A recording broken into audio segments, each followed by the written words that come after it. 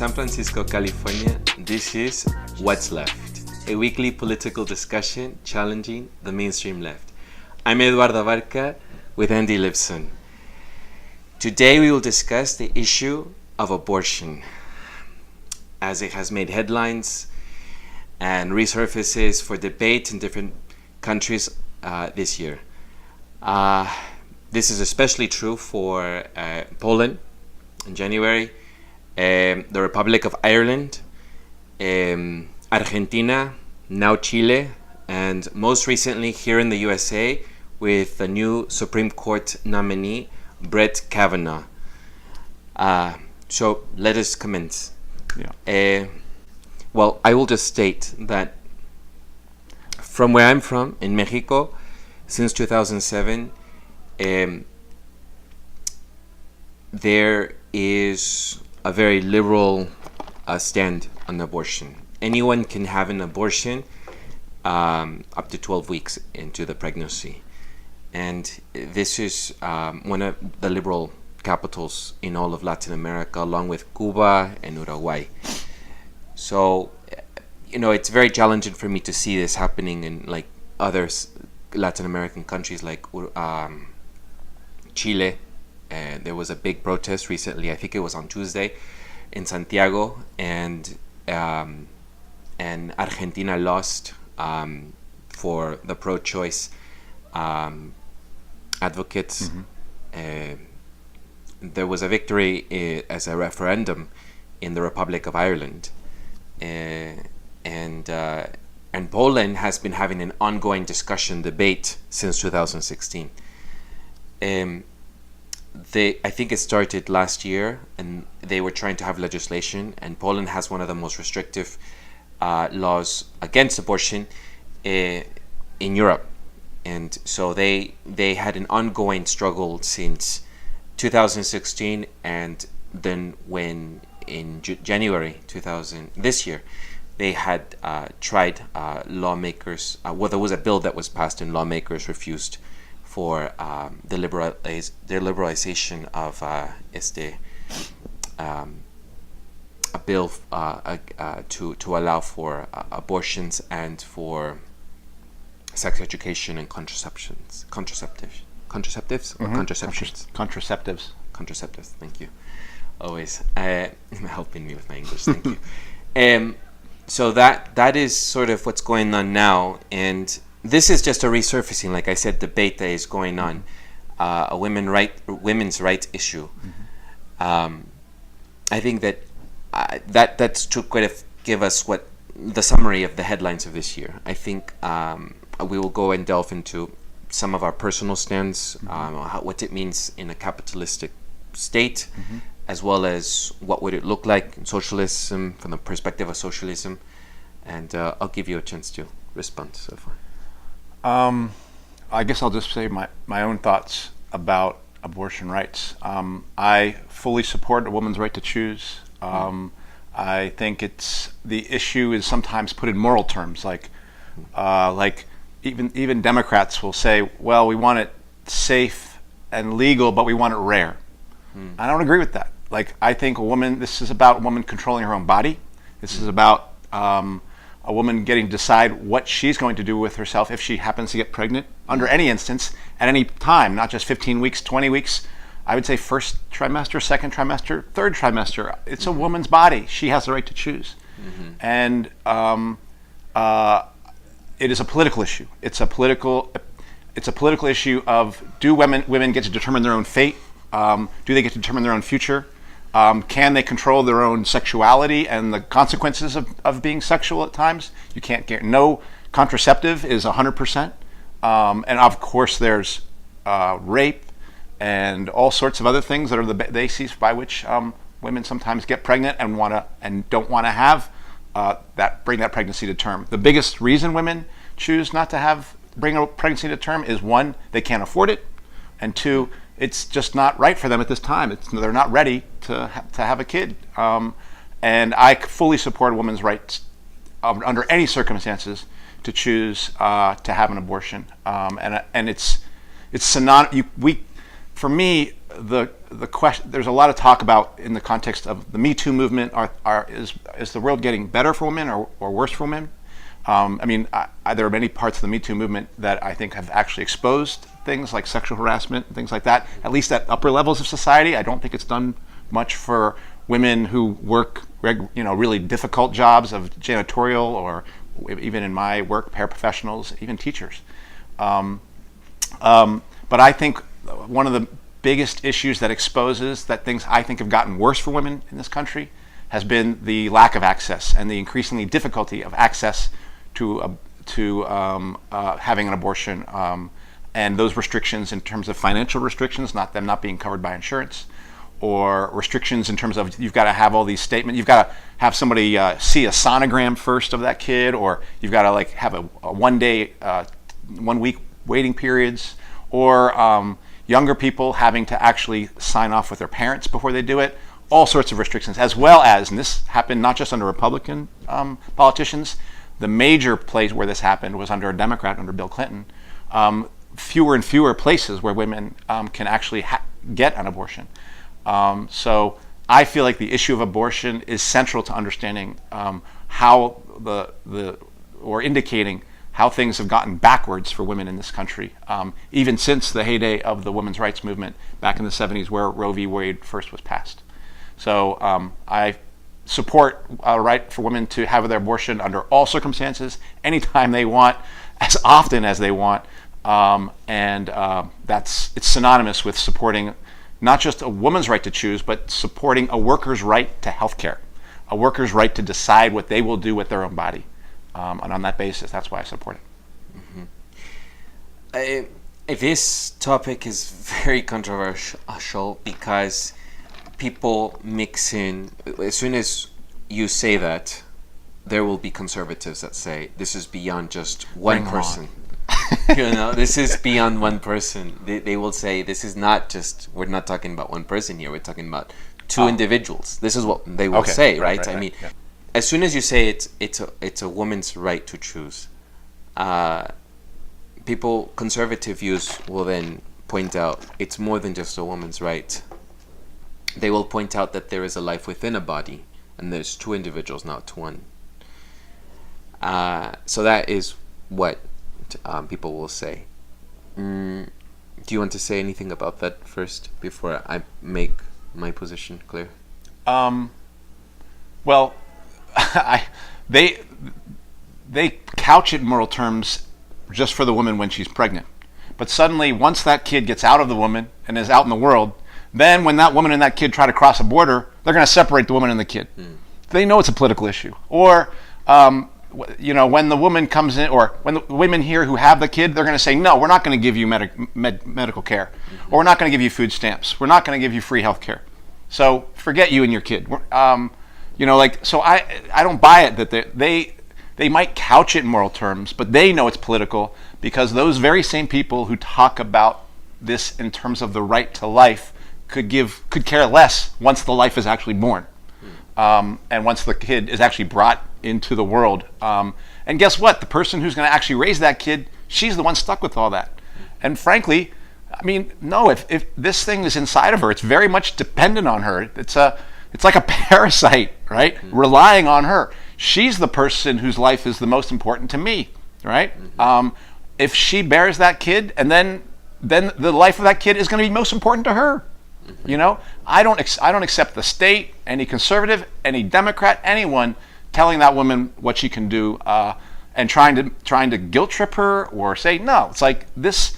It's your life that's important. It's the woman's life that's important. She's the one who exists here today. She's the one that we basically exploit, either be at work, or whose free labor we take advantage of by taking care of the home. So I don't accept anybody telling a woman that, now suddenly we care about you and your unborn child. BS. I think it's BS. And because that same child, when it's brought into the world, they were just going to drop her and that child like a hot potato and give her no resources, give her no assistance. So I reject any of that notion of, what about, it's not just you. Yeah, it is. It's just her. Because it's just going to be her who's going to be taking care of it, certainly under capitalism. That's that's the way it's going to be. So yeah, it is just her, and that's a crime under capitalism. It's wrong that it's just her. It should be the society's job to take care of children, but the women primarily bear it. The family bears it, and women within that family generally, again because of sexism. So I don't accept that. Yeah, I think it's easy for you to say that. Conservatives will say. I'm just trying to say this because I'm going to Okay. the founding thing of what I want, because you are an atheist, and here's my response to this. Right?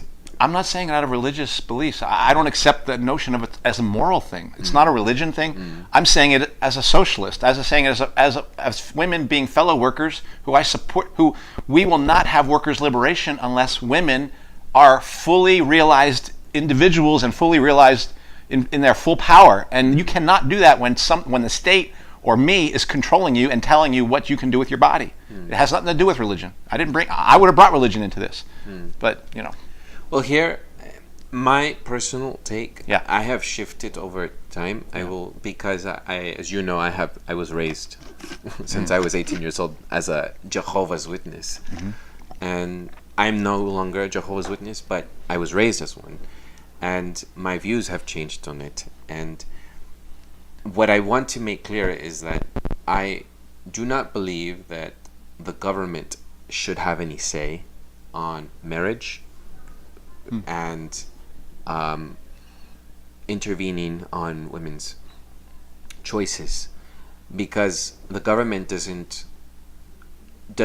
shouldn't dictate what is moral, what is right and wrong in a society. That is how I see it. Everyone in this country doesn't have the same religion, but somehow everyone's got it, mostly conservatives in this country that I have seen, and in my own country, in Mexico, predominantly Catholic country, that you should impose your religious views onto other people's views. And I have a problem with that, because we're all diverse, we're all different people. And to just the Christian Judeo philosophy, religion, ideology, because I have come from that background, in this position of moral absolution and the imposition of your views onto law, that is where I disagree, because anyone is entitled to have their beliefs.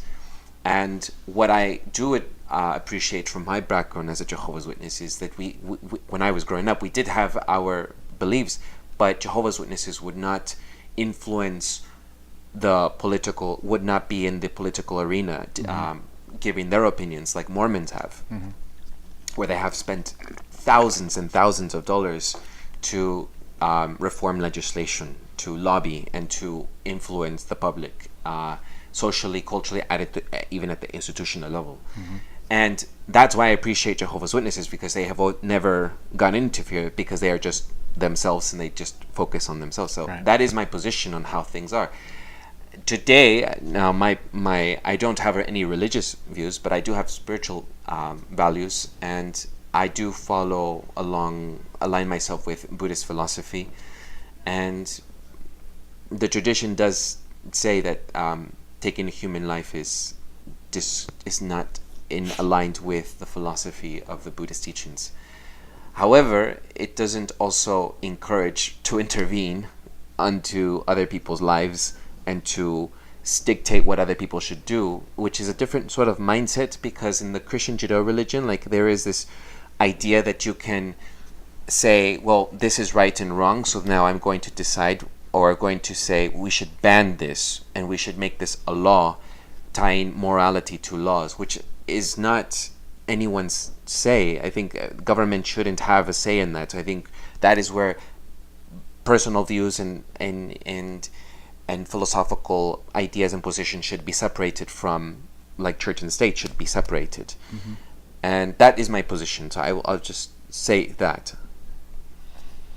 I don't know if you want to add anything to that, or.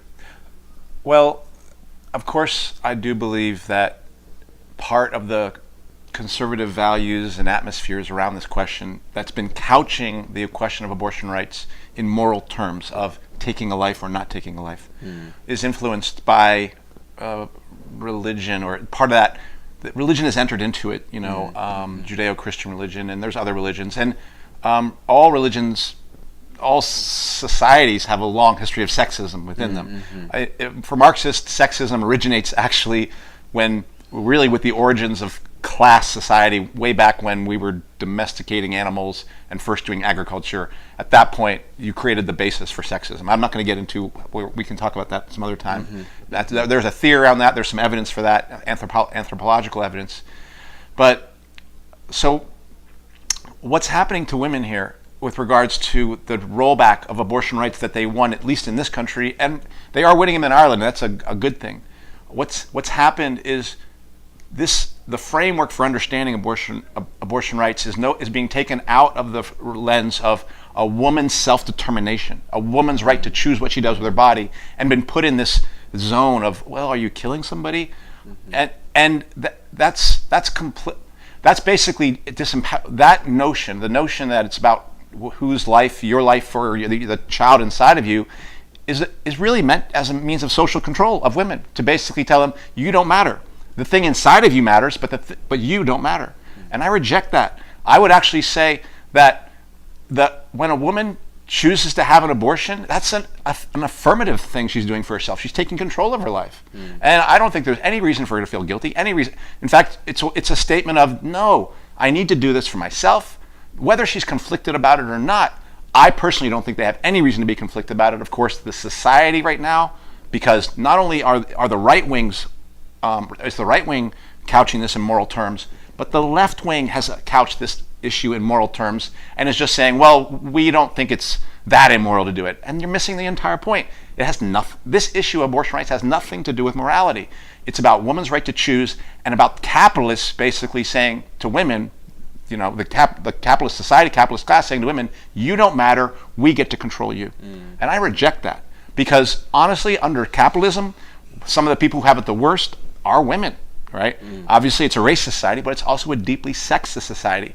We all experience exploitation, all of us as workers. But let's look at, women are essentially, particularly women who get zero pay for the domestic work they do, or for the work they do to raise children. As a teacher, I can tell you there is real work being done to raise those kids, because when a person isn't able to do that, I feel it in the classroom. I can feel the effect of what has happened to that child when they're not being raised, when they don't have an adult present who's guiding them. That's real work they're doing, and they don't get paid a dime for that. They don't get paid a dime. What do the corporations say? You do that work for free for us, of raising that kid for 18 years. Maybe we'll pay a little bit for kids. Thank you very much. Once they're 18, we'll take it from here. We're going to now exploit the heck out of that kid. Or we're going to put them in jail if you haven't done it, and we're going to get them even cheaper labor. So no. For the capitalists, keeping women in a second-class citizen state is and keeping them in this state of feeling like they are not empowered, that they don't have rights to control their body, actually helps the capitalists with their single and double and triple exploitation that they do of women under capitalism. As I've talked about here. So I don't look at this in a religious way. I look at it as an issue for the working class. As I look at women who are fellow workers, that they deserve the right to have that right to choose, and I support any choice they make. And I celebrate the fact that they choose to make that choice to take control of their own lives, particularly in this environment where it's so tortured and stuff like that. I think the women who do that are brave, right? And I wish it wasn't about bravery. It should just be, I'm going to the doctors, getting my appendix removed, having an abortion, having a tooth removed. It really should be that. It's a healthcare issue. So that's how I see it. Touching on one of the points that you had mentioned about how, and I completely agree with this, how many lawmakers decide what a woman should do with their body, but do not provide services to support women after they have a child. Yeah. They make it so challenging as a society for social services to be granted to people, and they say all these welfare packages and welfare are just ways that people take advantage of the system and everything. Yes. But Right. then, you know, people decide to take away their rights to decide what to do with their lives and how to form that. And then it's just, then if you want to even go farther back, then people say, well, they make stupid choices. That Correct. then, well, what about education and the lack of funding for education because we don't have the best education system here in the USA? So, I mean, it's just like this chain effect of these causalities of why things happen. There is a context to why things happen. And it's so easy to just say, oh, we'll just, this is what should happen because this is how my personal life dictates how you should dictate your life. And I am in completely disagreement about, regardless of what your personal beliefs are, it is not up to, as a society, to be determining how, you know, we should impose our personal beliefs onto other people. And there should be support and systems. Sex education is very important, and contraceptives, as well as to give support if a person decides to have the baby. And I think all those things are not factored in. Most people would just agree that abortion should happen only in extreme circumstances, like rape, or if the mother is in danger of dying because of there might be a complication, or if the fetus is going to die. Any of those extreme circumstances. But I wonder, where are the ideas about providing services, sex education, and all the necessary things for a woman to also decide, or so that they are preventable as well. I think that is where people just jump right to the abortion topic and say only these extreme cases are justified for having an abortion. And that is I just want to point that out because it just to me is very hypocritical to be saying you should do this morally, but then you take away all these other things. And how is that not morally wrong as well, to provide people and to have compassion for people, to have people being taken care of in our society? And that calls into a question our moral as a society, really how we selectively choose what we want to morally be obliged to or not. The other point I was going to make was this whole notion of taking a life. I know the many conservatives who say they want to take that you should consider this a life, but then are in favor of the death penalty. And it's another one of those where it's conflictive with their line of reasoning, or the suffering of children is not considered. We both have worked in a school, and I have seen so many, and I have worked in elementary school, and you have worked in high school, and I have seen lots of children be in foster care systems, and orphaned, and parentless. And these are the same people that have religious views on not having abortions. And as it probably is contradictory to my philosophical Buddhist teachings, I do think that a life that is 60, 70, 80 years, or however long you live, is suffering, or I'm not saying that there is no hope, but there are lots of lives, lots of children in the world. This is one of the reasons I will not have children of my own. But there are lots of lives that are in the world who are fatherless, motherless, parentless, and I would think that abortion could prevent that for people if that's their choice. I'm not saying that everyone should abort. I'm just saying if a woman decides to choose, because she could then have a different course in her life, because one choice makes an alters your life. And if that is a choice of a woman, then I support it. And that is my stand. And ultimately, that is part of the reason why I have supported many women that I know personally that decided not to bring a life in here in the world because they personally would suffer from lack of resources or too young or whatever. It does not even matter if they're young or old or any of that. It is just basically their own choice, and they get to choose how to alter their own lives. But I'm just saying some of the factors that are the reasoning of different various ways that we could look at this. And that is how I think of it. I don't know if you want to add anything to it. I can just say that I mean I agree with the category. I can't remember if it's categorical, uncategorical. The complete giving over of women to their right to make this decision about whether they should choose to have an abortion or not.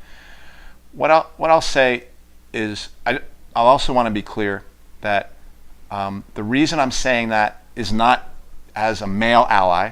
It is not as a favor I'm doing to women. I'm not doing that for that reason. It is doing it for exactly the reason you said, that this is a horrible, unjust world that most people feel like sometimes even come to grips with. Do I even want to bring a kid into this world? If we're going to have a world worth bringing kids into, and even people that make the choice right now, I support their choice to bring kids, of course. Whether they want to or not. Right. But everyone knows this is a messed up world right now. And if we're ever going to see a better world, we are going to have a revolution.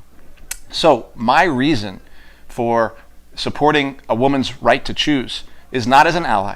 It's not as a favor to them. It is because I need them I need them as equals in the fight for our liberation as workers.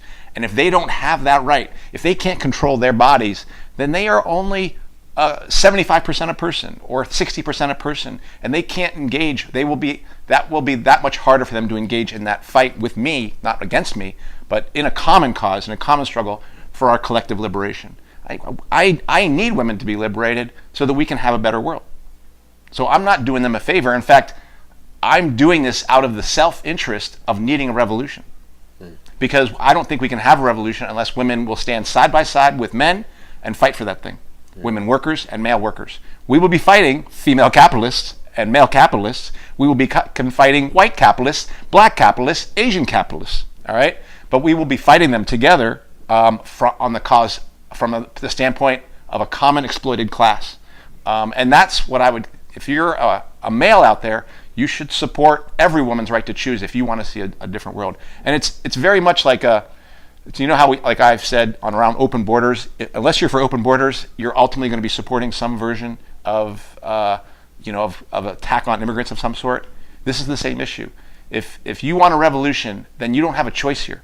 Then you have to support women's complete, unapologetic right to choose, because they need to have that right in order to be able to control their lives, control their body against the state and a capitalist class, which is telling them that they're not just lesser, but lesser than all of us, that they don't actually get to do something that we all get to do, actually control our bodies. And of course, under capitalism, when women don't have that right, that leads to them trying to have abortions illegally. It leads to all sorts of diseases or sicknesses they can get. It can even lead to death. So of course it's bad for that reason, but my biggest reason for doing it is because I'm counting on women being equal in that fight for liberation that we're going to need in regards to that socialist revolution that I think, while it seems very far away right now, the only way we're going to get it is if women and men see each other as equals in that fight for our common liberation. One other point that somehow in your discussion something sprung up for me. I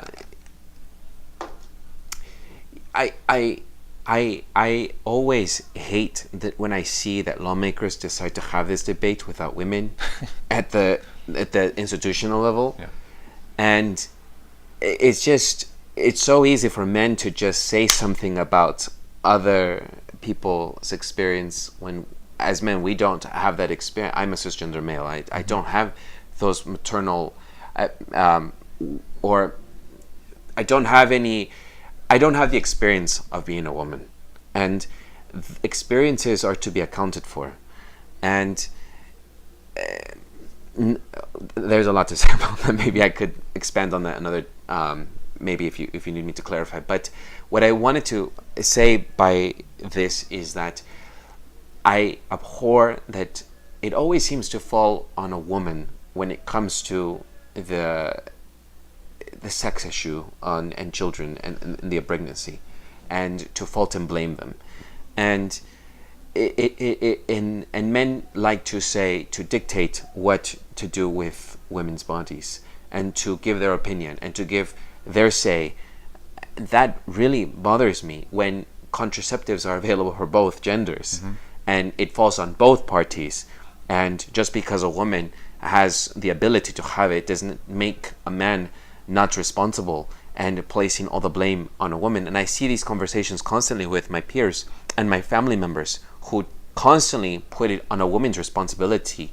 And then when it is a responsibility for them to make a choice, you want to interfere and interrupt that choice for themselves. That really, really bothers me, because you put all these restrictions on a person, and then you're not happy with the result of how they choose what to do with themselves and how they alter their life and destiny for themselves. That is another point I wanted to bring out in this discussion. Well, of course, men speaking on this is complete hypocrisy and completely like shut up, basically. I did say that we should have a woman on this Yes. on this discussion, though. Well, but I'm going to say a but. But I'm going to say a but. But what do you do when Hillary Clinton goes and speaks before NARAL and says we need to make abortions more rare? We need to make abstinence part of this discussion. This is a woman going in, and she's literally trying to get women to no longer fight for their own rights. She's lecturing them on abortion. Okay, so we can't leave it up to. This is not just a male-female issue. I mean, we Right, get back to yeah. identity politics. I think so as well. Yeah. I mean, of course, the implications of this issue fall heaviest on women, but actually, again, it's an attack on the working class, mostly women workers. But as a male, if you're a male and your partner is a woman and she's being and she doesn't have access to abortion, she's being told that she doesn't have control of her body and she doesn't get paid for her work, or she gets paid less for her work, or she doesn't get paid for the work she does. That actually doesn't benefit the man as much as he might think it benefits him, because both of that families are going to fall under the financial burden of raising that child together, even though that work primarily might fall on her head due to sexism. So sexism hurts our class. It hurts the solidarity that our class needs in order to fight capitalism. And there are plenty of women Democrats, women conservatives, women liberals who will go in there and wring their hands to other women and tell them, oh, I support your right, but not too often, And no, those people who go in, the Democrats or women who go in and tell you, we're going to make it only in the first trimester, or we're going to make it something where we're going to do like little checks where you have to actually see the sonogram first. We're going to have all these little things. Those women are actually attacking abortion rights. They don't, whether they know, well, I think they know it. And I oppose that. So this is a political fight, and it's not one that, of course, will fall on the heads of women, but it's one that can only ultimately, again, be fought for by a collective working class that's actually trying to unite in struggle. So it can't just be left. I don't look at it as just something that is the purview of women, because ultimately I see this as part of our common liberation together as women and men, as workers together, in fighting for a different world. And there are plenty of women who are capitalists who can't be trusted with this, and who will use their own position up there to dictate to women what they should or shouldn't do, because they plan on getting a benefit from exploiting women and their children. So you said your piece. I'm ruminating about what you're saying. I think ultimately, conclusively, we both agree that women have a right to choose. Right. And whether that is having a child or not having a child. Regardless if there is an extreme circumstance or not, there there shouldn't be any of these small print factors coming into when you're buying something. I thought of these advertisements. Anyhow, yeah, I don't know if I have anything else to say. All of a sudden, I think I ran out of steam. I am very jittery from caffeine. I thought this. What, you want to say something? Maybe. We'll see if this goes out. But the reason, the other thing behind this is the fact that this is a working class issue is why I don't accept this notion that some Supreme Court justice is going to be the salvation for us, whether it's Kennedy or Kavanaugh or who's the guy who's Kavanaugh's replacing. He is replacing. Whatever, but the dude he's replacing is for the Muslim ban and stuff like that. Yeah, you know. So this limited view of things is like this, basically thinking that our actual enemy, the people who are opponents to women's rights, and the people who actually who benefit from sexism, somehow that they're going to bring down, they're going to like trickle down liberation for us is completely backwards. Really, again, this question of Kavanaugh or not Kavanaugh. This last appointee is actually an appointee by Reagan who's being replaced. You know, this issue is not going to get decided in the Supreme Court. It's going to be decided in struggle. And whether or not women actually are liberated and can get out from under the yoke of sexism is not about who the Supreme Court justice is. It's about whether or not we're doing red state strikes, whether those strikes expand, whether or not male workers come to their conclusion and sensibility that not only should they unite with women, but they should unite with women across borders to build this struggle. And unless we do that, we will lose. We won't win. But that's where I put the hope of this question. I don't put it in the Supreme Court justice. I put it in the hope of the working class. And the people who are making about Supreme Court justice are trying to take the power away from workers and take our power away from us. And so I reject it. Yeah. This country is just completely, I was just telling Andy in the break, this country is very, in many ways, backwards. I mean, people want to try to think of my country as just chickens and farms. It's not like that. Like I said, same-sex marriage happened in Mexico City way before you all in this country. I was telling you, right? Yeah. That before Gavin Newsom started releasing in 2006, I think it was. For podcast listeners and audio, when I say anything that I may retract on or I always put links, and you can always see something if I misspoke something, because I just said something like same-sex marriage in 2006, and I'm not sure when it was. Okay. But I know that it You'll happened. check that. Yeah, so people can always check links that are attached to any of our audio or YouTube channel.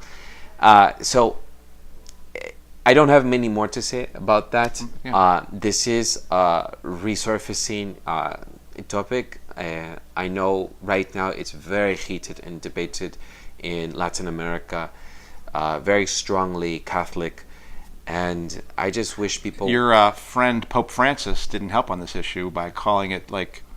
My friend. Yeah, he was basically I left came the out. institutions. But, you like that guy though. I mean, he came out and called it like message, abortion a new kind of final solution. Kind of equated it with Nazism and things like that. Abortion. So, yeah, yeah. So he didn't help, and that was part of the reason how the Catholic Church was able to push and support the push from above to not give what was a very limited, like it was only allowing women to have abortions in those first 15 weeks and things like that. Still a step forward. So that your Pope there, he didn't help out. Pope. Well, let's get two things clear, first of all, because I know that there will be some people that this think, is going to be a new episode. First of all, my Pope. I like certain spiritual leaders right. and some other messages, but I am not in agreement fully with everything. Okay. Just like I had said in the last video that I like Dr. Cornel West, Right. but I am not in full agreement with everything. Which his that positions. video that you showed, people should check that link out. His Democracy Now! Interview is really great. Yeah, So. yeah, it was really good, wasn't it? Yeah. Wasn't it funny as well? Yeah. Oh my God, Dr. Cornel West. Had I not had the Holy Ghost in me that held me back, I would have given. He said, do you remember that? Anyhow, just so I want to make clear, I'm not. That's not my friend, Pope Francis. All right, I did leave the religious institution. Secondly, when I was 18 years old, I should say, I can make another video about that if you want to know my Jehovah's Witness background. And it's not even. We should do that. And then the other thing that I can just, because of your Pope comment, I want to also distance myself from the Dalai Lama, because he has also come out against abortion. There So you go. just in case people decide to start Progress, finally. putting people attached to me. All right, we should wrap up. We'll All see. right. It's an interesting, Yeah. So we'll wrap up. Yes. So And we'll next wrap up. week, okay, I know we've said every week we've been For saying audience the members. interviews, Nicaragua 10 people we interview, have to listen our to this. friend, and we didn't do it again. Like we're becoming fake news. We're officially fake news now. But we believe we actually think we got the interview lined up now, right? Yes. So if Nicaragua is not up, we have Yes. someone else Yes. happening. So we're definitely going to be an interview next week. Yes. Yes. How can we hear things? Oh, if you like this, then leave a comment, like it, subscribe. Share it. More Share important it. than Share it. anything you can do, because bells and liking won't do Yeah, much. If okay, you share it sure. to the masses, that's more than anything. And if you're on iTunes, write a review. iTunes, BitChute, BitChute, Google Play, yes, Stitcher. Stitcher, Spotify. No, no. Oh, I don't know. I don't know. We're Okay. not there. Okay, we're not there It yet. costs us too much. We're cheap. Okay, iTunes for sure. Yeah. So you can find us always on YouTube. And that's it. Thank you. All right. See you next week. Ciao. Bye.